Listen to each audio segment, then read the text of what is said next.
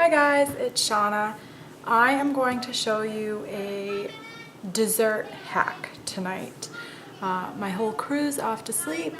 I am going to show you how to make the official, unofficial dessert of Maine, and it is whoopie pies. Who doesn't love those? And I'm going to be making red velvet whoopie pies with a cream cheese frosting using the cream cheese we all got free from the Shaw sale. To make your cookies, your tops and your bottoms to your whoopie pies, you're going to be using cake mix from your stockpile. How cool is that?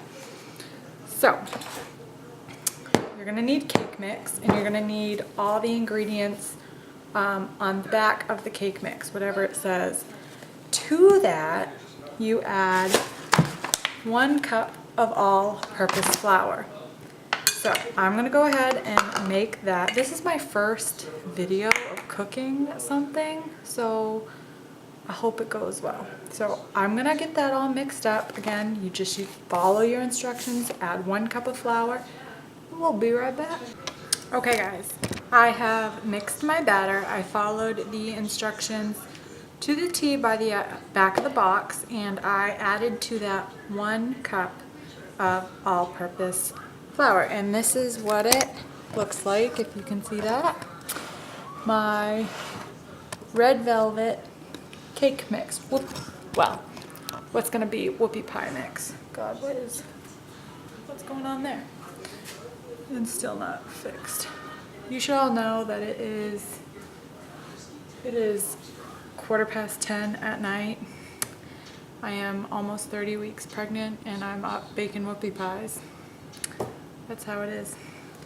All right, so the tip with any mix, rather it be cake mix, pancake mix, which I guess is cake mix, to get a nice fluffy dough batter after it comes out of the oven, is you need to let this sit for a couple of minutes after you've mixed it to let everything kind of come together and rise up and all that good stuff. So I've mixed it all up, I've let it sit, and now what we're going to do is we're going to get a cookie sheet and some parchment paper to lay out our cakes.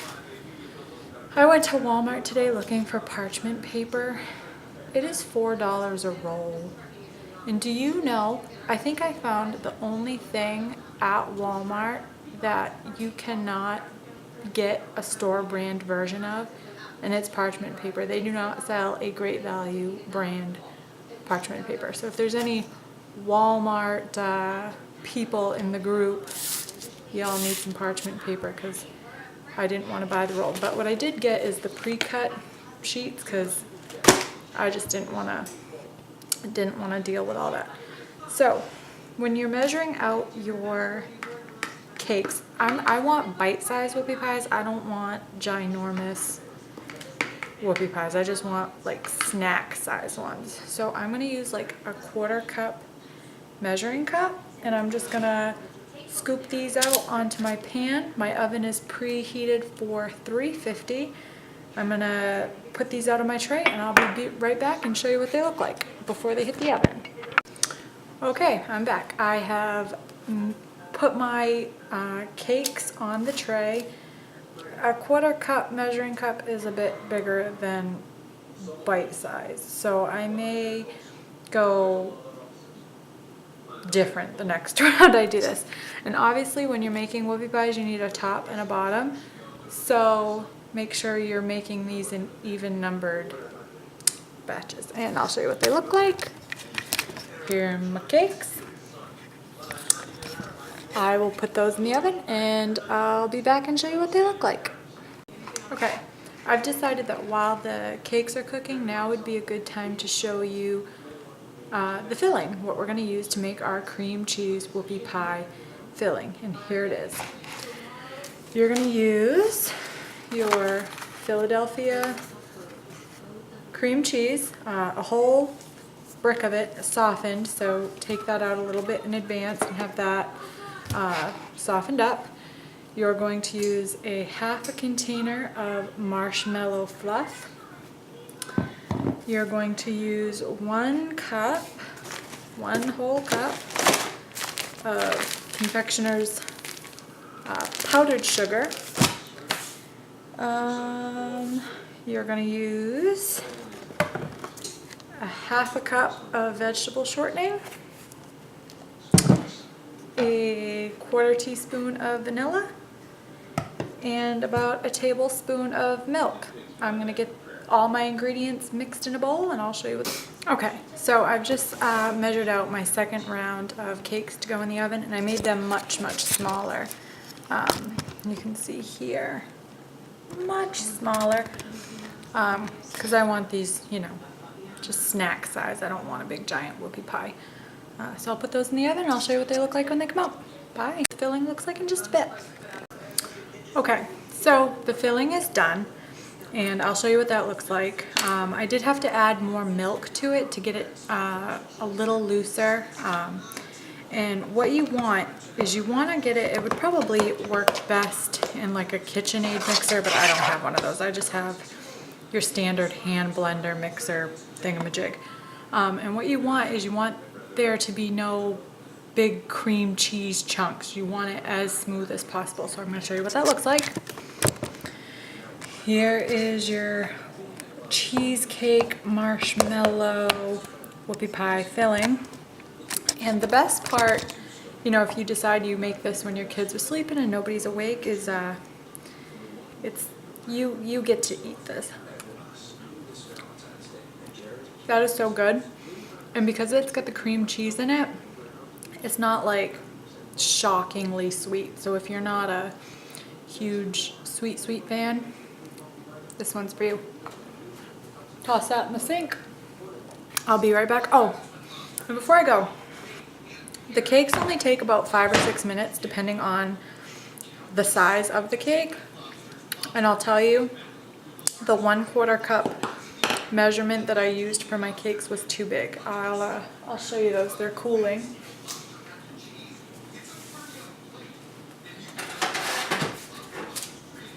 They are right here. They just came out. I mean, you can totally make big giant cakes, especially if you were, you know, gifting these to somebody. Give them one big giant whoopie pie. Here's your, this is what the size of the 1/4 cup makes. So I'll fill these, which is totally fine. But my next step, I'm gonna aim for smaller. So I guess I'll use a 1/8 of a cup, maybe. And they look pretty good. They look fluffy and they're red velvet cream cheese. So these are gonna be like a perfect Valentine's Day snack for your husband or your best friend or your teacher, your kids' teachers or classroom parties, all that. All right, okay, so the cakes are done. The filling's been in the fridge setting up. And I'll show you what my little cakes look like. And we'll fill them and it'll be great. These are the reduced size cakes. So here they are in my hand. They're a little bit bigger than bite size, but I think this is really the perfect size. So we'll slide those over. I'll grab my filling. Whoops. Here is my filling, and you really want to let these cakes cool quite a bit because they get kind of sticky on the top. Grab a spoon and we'll fill them.